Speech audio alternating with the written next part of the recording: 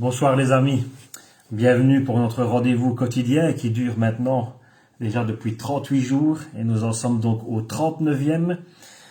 Nous sommes donc à un jour de la fin, demain nous terminerons avec le chapitre 40 et nous sommes toujours dans ce cinquième objectif de Dieu pour notre vie. Vous avez été conçus pour accomplir une mission. Aujourd'hui on va parler du chapitre 39 et donc d'avoir une vie équilibrée, ce qui est important vraiment dans la vie chrétienne et dans la marche avec Dieu. Je démarre donc la lecture, chapitre 39, une vie équilibrée. Veillez donc avec soin à votre manière de vivre. Ne vous comportez pas comme des insensés, mais comme des gens sensés. Éphésiens, chapitre 5, verset 15.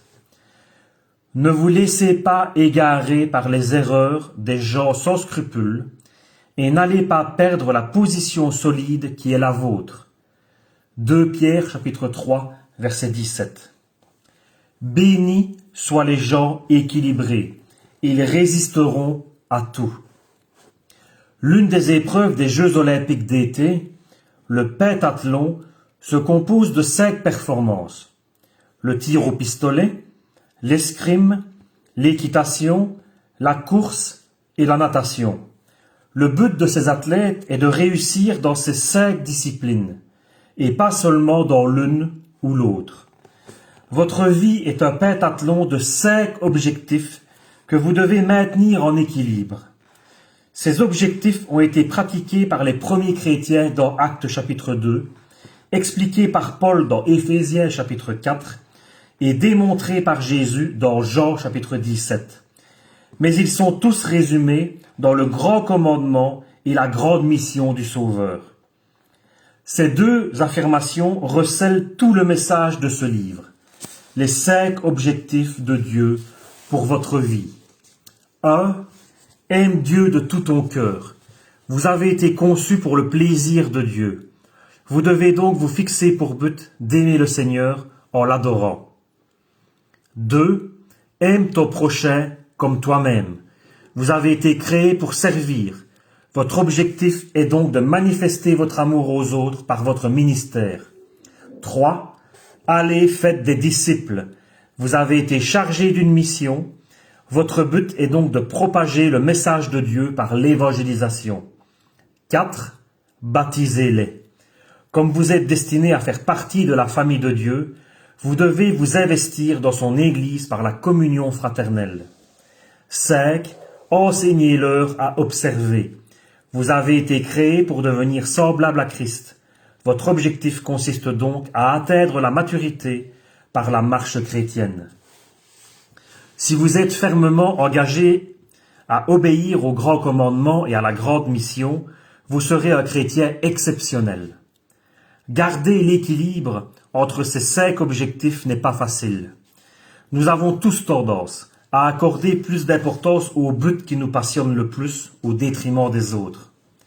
Les églises ont le même travers. Mais vous pouvez maintenir une vie équilibrée et faire des progrès constants en vous joignant à un petit groupe auquel vous rendrez des comptes, en évaluant régulièrement votre santé spirituelle, en notant vos progrès dans votre journal personnel et en transmettant aux autres ce que vous avez appris. Si vous voulez avoir une vie qui ait un sens, ces 4 activités sont importantes. Si vous souhaitez vraiment progresser, pratiquez-les. 1. Parlez-en avec un partenaire ou un petit groupe spirituel. La meilleure manière d'assimiler les principes de ce livre consiste à en discuter avec d'autres chrétiens dans le cadre d'un petit groupe. Du reste, la Bible constate, le faire aiguise le faire, le contact avec autrui affine l'esprit de l'homme. C'est avec les autres que nous apprenons le mieux. Nos esprits s'aiguisent et nos convictions s'affermissent par la conversation. Je vous incite vivement à réunir un petit groupe d'amis et à former une cellule de lecture qui reverra un chapitre de ce livre chaque semaine. Demandez-vous, qu'est-ce que cela signifie? Concrètement, qu'allons-nous faire? qu'est-ce que cela implique pour moi, ma famille et notre Église? Comment vais-je réagir? Paul conseillait, ce que vous avez appris, pratiquez-le. Dans l'appendice 1, j'ai préparé une liste de questions, de discussions à l'intention de votre petit groupe ou de votre classe d'école du dimanche. Je fais juste une parenthèse. L'appendice 1 et l'appendice 2, on va voir après, voilà, ils ne sont pas prévus dans notre voyage, donc je ne vais pas les lire. Mais si vous désirez les avoir, si vous n'avez pas le lien Internet via le livre, je peux vous le remettre sur la page. Ou si vous voulez vraiment avoir toutes les questions de l'appendice 1, envoyez-moi un message et je vous les enverrai si vous voulez étudier toutes ces questions. Donc l'appendice 1, il y a plusieurs questions par chapitre, plusieurs questions à se poser en fait. Je continue. Un petit groupe de lecture peut apporter beaucoup plus qu'un livre seul. Vous pouvez commenter ce que vous apprenez et écouter les réactions des autres, raconter des anecdotes authentiques, prier les uns pour les autres, vous encourager et vous soutenir en commençant à mettre en pratique ces objectifs. Souvenez-vous que nous avons été créés pour vivre ensemble et non séparément. Les Écritures nous recommandent « Encouragez-vous et fortifiez-vous dans la foi ». Je vous encourage à étudier vous-même la Bible. Si je vous ai donné les références de plus de 1000 textes des Écritures, c'est afin que vous puissiez les étudier dans leur contexte. Lisez l'appendice 2 et vous comprendrez pourquoi cet ouvrage fait appel à diverses traductions et paraphrases. Afin de donner à ces chapitres une longueur limitée pour faciliter une lecture quotidienne, je n'ai pas pu vous expliquer le contexte fascinant de la plupart des versets employés. Mais la parole de Dieu est conçue pour être étudiée par paragraphe, par chapitre et même par livre entier. Deuxième parenthèse, cet appendice 2 nous explique pourquoi l'auteur a pris plusieurs traductions différentes. Et puis vous avez après l'appendice 2 toutes les notes, voilà, qui vous... Donc moi j'ai pas tout lu, mais voilà tous les versets que l'on a lus, toutes les références aux versets qu'on a lus ou fait référence dans le livre. Donc si vous voulez aussi ces notes, à chaque fois il est mis. Par exemple, donc chapitre 1. Ben voilà, le petit bar 1, nous avons vu Job 12:10, le petit bar 2, Romains 8:6 par exemple. Donc voilà, si vous les voulez aussi, vous pouvez, mais voilà, ça s'applique surtout quand on lit le livre, on a le livre devant les yeux, et on lit, bon voilà, petit 1, petit 2, petit 3, et ça fait référence à un texte biblique, parce qu'il ne cite pas tous les textes dans le livre, pour gagner du temps évidemment, mais on peut aller rechercher ça par après. Mais si vous avez le livre, ben c'est bien plus facile en tout cas. Et comme je l'ai dit, si vous n'avez pas le livre et que vous avez à cœur de le relire, j'ai le lien Internet gratuit vers le livre et vous pourrez donc là vraiment relire. Le lien Internet, c'est une version révisée du livre. Et voilà. Donc si vous la voulez, vous me le dites et je vous envoie le petit lien. Oui, il est déjà sur la page de Influence, il suffit de le chercher, vous le trouverez. Mais voilà, vous pouvez toujours m'écrire et je vous l'enverrai ou je le remettrai sur le groupe si vous voulez. Je continue. Donc, premièrement, c'était parlez-en avec un partenaire ou un petit groupe spirituel. Deuxièmement, livrez-vous à un bilan de santé spirituelle régulier. Et si vous vous souvenez, il y a quelques jours, je vous ai dit, il faut de temps en temps faire un bilan de sa vie, s'arrêter un instant. Le meilleur moyen d'équilibrer les 5 objectifs de votre vie consiste à vous sonder régulièrement.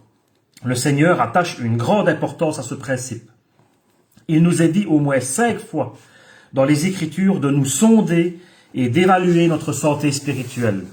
La Bible prescrit « Ne vous laissez pas aller à la dérive en tenant tout pour acquis. Examinez-vous régulièrement. Si vous échouez à cet examen, agissez en conséquence. » Traduction littérale. Pour rester en bonne santé, sur le plan physique, vous avez besoin de check-up réguliers chez un médecin qui examine des points essentiels. Votre tension, votre température, votre poids, etc., etc. Pour rester en bonne santé spirituelle, vérifiez régulièrement les 5 signes vitaux que sont l'adoration, la communion fraternelle, la croissance, le ministère et les missions. Jérémie préconisait « Considérons notre conduite et examinons-la, puis revenons à l'Éternel ». À l'église Saddleback, nous avons élaboré un simple outil d'évaluation personnelle qui a aidé des milliers de personnes à rester concentrées sur Dieu. Paul conseillait, maintenant donc, achevez de réaliser cette œuvre. Mettez autant de bonne volonté à l'achever que vous en avez mis à la décider, et cela selon vos moyens. Troisièmement, notez vos progrès dans un journal. Le meilleur moyen de renforcer vos progrès dans l'accomplissement des objectifs de Dieu pour votre vie consiste à tenir un journal spirituel. Il ne s'agit pas de raconter les événements, mais d'écrire les leçons spirituelles que vous ne voulez pas oublier. Selon la parole de Dieu, nous devons nous attacher aux choses que nous avons entendues, de peur que nous ne soyons emportés loin d'elles. Or, on se souvient mieux de ce qu'on écrit. Les notes permettent de mieux réaliser ce que le Seigneur accomplit dans notre vie. Dawson Trotman disait « Les pensées se précisent en passant par nos doigts ». La Bible nous offre plusieurs exemples de cas où Dieu dit aux hommes de tenir leur journal spirituel, comme celui-ci. Moïse écrivit leur départ, suivant le commandement de l'Éternel. N'êtes-vous pas content que Moïse ait obéi au commandement de Dieu et noté le voyage spirituel d'Israël? S'il avait été négligent, nous serions privés des puissantes leçons de l'Exode. Certes, votre journal spirituel sera probablement beaucoup moins lu que celui de Moïse, mais il a néanmoins son importance. Une version de la Bible traduit « Moïse a relaté les étapes de leur voyage ». Votre vie aussi est un voyage, et tout voyage mérite qu'on le consigne par écrit. J'espère que vous noterez toutes les étapes de votre voyage spirituel dans le but de vivre avec un objectif. Ne relatez pas seulement les choses agréables, mais à l'instar de David, écrivez vos doutes, vos craintes et vos luttes avec Dieu. Nos plus grandes leçons proviennent de nos souffrances. Et la Bible dit que Dieu garde la trace de nos larmes. Chaque fois que des problèmes surgissent, souvenez-vous que le Seigneur va s'en servir pour accomplir les 5 objectifs de votre vie. Les difficultés vous poussent à vous concentrer sur Dieu, à vous rapprocher de vos frères et sœurs chrétiens, à croître dans la foi, à exercer votre ministère et à rendre témoignage. Tout problème a un sens. Quand il était plongé dans la détresse, le psalmiste a écrit « Il est attentif à la prière du misérable, il ne dédaigne pas sa prière. Que cela soit écrit pour la génération future, et que le peuple qui sera créé célèbre l'Éternel. Vous devez préserver le témoignage de la façon dont Dieu vous a aidé à accomplir ses objectifs sur la terre, à l'intention de la génération future. Ce témoignage continuera à édifier les autres longtemps après que vous serez au ciel. Amen. Quatrièmement, transmettez aux autres ce que vous savez. Si vous souhaitez continuer à grandir, le meilleur moyen est de transmettre aux autres ce que vous avez déjà appris. Les proverbes nous disent « Celui qui est généreux connaîtra l'abondance. Qui donne à boire aux autres sera lui-même désaltéré. » Ceux qui transmettent leur savoir reçoivent ensuite davantage de Dieu. Maintenant que vous avez compris l'objectif de la vie, vous devez faire passer le message aux autres. Le Seigneur vous appelle à être son messager. Paul a dit « Ce que tu m'as entendu annoncer en présence de nombreux témoins, confie-le à des hommes de confiance qui soient eux-mêmes capables de l'enseigner encore à d'autres. » Dans ce livre, je vous ai appris ce que d'autres m'ont enseigné à propos du sens de la vie. Maintenant, vous avez le devoir de le transmettre aux autres.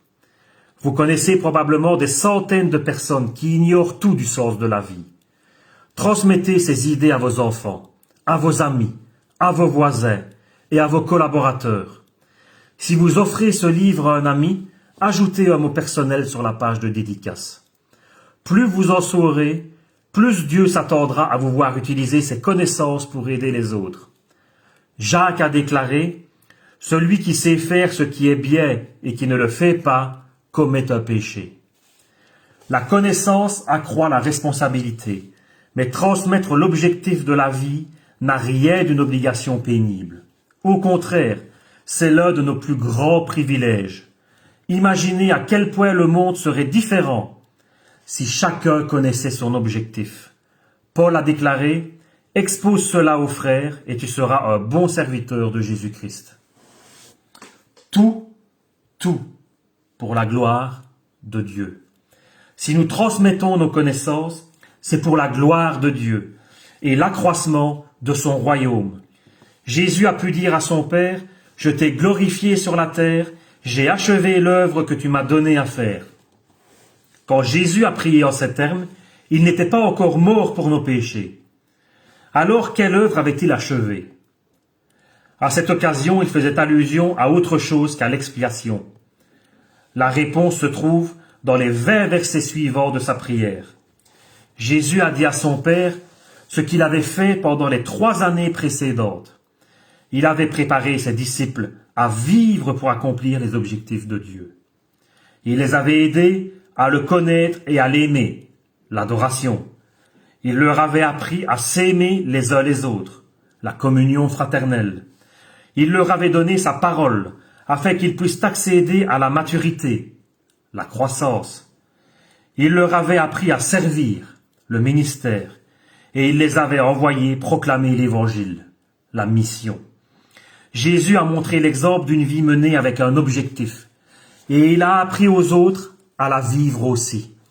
C'était là l'œuvre qui a rendu gloire à Dieu. Aujourd'hui, le Seigneur nous appelle à en faire autant. Non seulement il veut que nous vivions selon ses desseins, mais il désire que nous aidions les autres à nous emboîter le pas. Il veut que nous conduisions les autres à Christ, que nous les amenions dans la communion fraternelle, que nous les aidions à accéder à la maturité et à découvrir leur sphère de service, puis que nous les employions en mission pour qu'ils atteignent les autres à leur tour. C'est là une vie qui a un objectif. Quel que soit votre âge, le reste de votre vie peut être le meilleur et vous pouvez commencer dès aujourd'hui à vivre dans ce sens. Et ceci termine le chapitre 39. L'idée à méditer est celle-ci. Les gens équilibrés sont bénis. Le verset à apprendre. Veillez donc avec souhait à votre manière de vivre. Ne vous comportez pas comme des insensés, mais comme des gens sensés. Éphésiens 5,15. La question à me poser. Laquelle des 4 activités proposées vais-je commencer pour progresser et garder l'équilibre entre les 5 objectifs de Dieu pour ma vie? Amen. Voilà. Dieu nous demande vraiment de vivre avec un objectif. Et l'objectif, c'est d'atteindre finalement les 5 objectifs de Dieu pour notre vie. On peut les revoir. Il veut que nous conduisions les autres à Christ, que nous les amenions à la communion fraternelle, que nous les aidions à accéder à la maturité, à découvrir leur sphère de service. Donc, pour moi, comme j'ai souvent prêché là-dessus, il y a vraiment, donc Dieu parle des 5 objectifs, il y a 4 étapes réellement pour un chrétien dans sa marche avec Dieu, dans sa vie. La première étape pour chaque homme, pour chaque femme, c'est de rencontrer Jésus, de faire une rencontre personnelle avec lui. Cette rencontre qu'on va faire avec Jésus va nous amener à l'accepter comme notre Seigneur et Sauveur, et nous le professerons publiquement lors de notre baptême d'eau.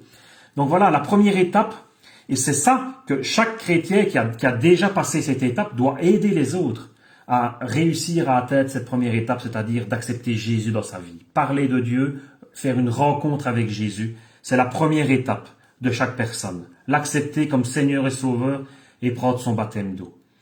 La deuxième étape d'un chrétien, après le baptême d'eau, on est souvent tout feu, tout flamme, et on voit la vie en rose.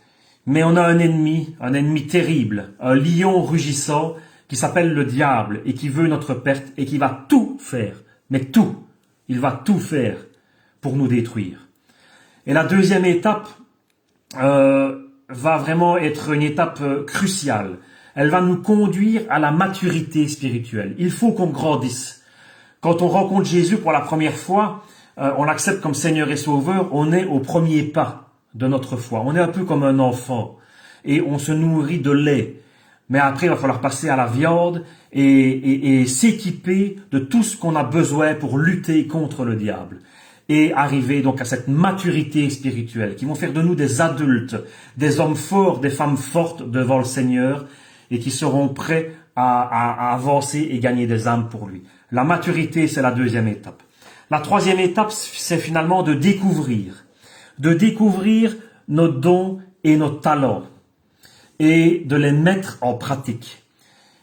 Et cette mise en pratique sera mise au cours de la quatrième étape, c'est-à-dire de découvrir notre mission, découvrir vraiment l'appel de Dieu sur notre vie et mettre nos dons et nos talents au service de Dieu, au service de l'Église, au service des autres. Voilà ce beau programme, cet objectif que nous avons, cet objectif de ressembler à Jésus de plus en plus. Première étape, rencontrer Jésus et faire partie de la famille de Dieu. Deuxième étape, atteindre la maturité, devenir des chrétiens solides.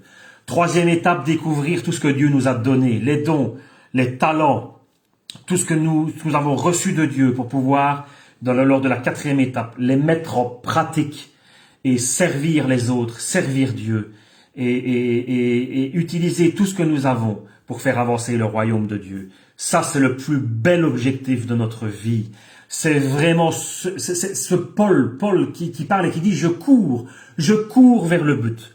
C'était sa course. Paul, c'était sa course. Et quand on lit les épîtres de Paul, quand on lit aussi les actes des apôtres, on se rend compte vraiment de la puissance qu'avaient ces disciples, ces apôtres. Ils étaient fous de Jésus. Ils avaient envie de le suivre et d'atteindre l'objectif de leur vie. Alors à nous maintenant. Vous savez que si on prend le livre des Actes, je le prends ici et je termine là-dessus. Si on prend le livre des Actes, je vais le prendre, il m'a dit à côté de moi. Donc Actes des Apôtres, je vous conseille vraiment de le lire. C'est extraordinaire, ce livre nous montre ce que les disciples, les apôtres ont fait. Des gens ordinaires, comme vous et moi. Des gens avec des problèmes, des difficultés, comme vous et moi.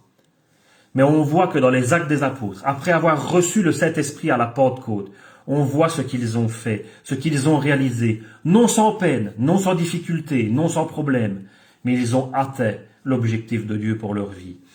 Le livre des Actes contient 28 chapitres.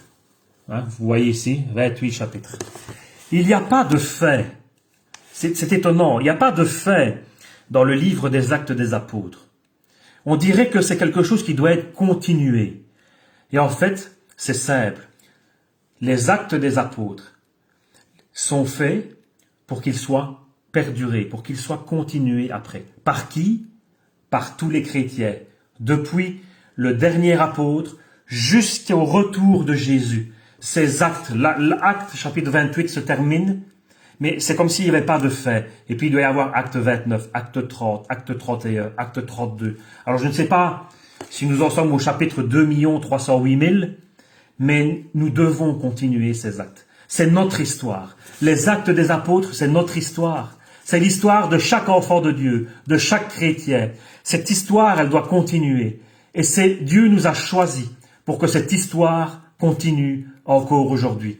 Les actes des apôtres. Je vous encourage vraiment à le lire. C'est un livre extraordinaire. Quand j'étais à l'école biblique, on a étudié le livre des actes. Ça a été une merveille, vraiment ça a été une joie et un plaisir d'étudier ce livre, de se rendre compte de comment Dieu utilise des gens ordinaires pour que son royaume avance. Voilà, je vous laisse là-dessus. Rendez-vous demain à 20 h pour le dernier chapitre du livre, le chapitre 40 qui s'intitule « Vivre avec un objectif ». Nous terminerons ensemble demain. Et vraiment, j'ai à cœur et j'aime ce livre, j'aime la Bible, j'aime les actes des apôtres et j'ai envie de servir le Seigneur et de vous aider à mettre votre vie au service de Dieu et à passer à travers ces 4 étapes de la vie chrétienne et d'atteindre vos 5 objectifs de Dieu pour votre vie. Si on le fait tous ensemble, le Seigneur sera heureux et le ciel sera dans la joie. Parce qu'au final, on aura atteint notre objectif. Et nous entendrons la voix de Dieu nous dire, c'est bien, bon et fidèle serviteur, entre dans la joie de ton maître. Amen. Il n'y a rien de plus beau. Que Dieu vous bénisse, passez une bonne soirée et à demain 20 heures pour clôturer ce beau voyage. Amen.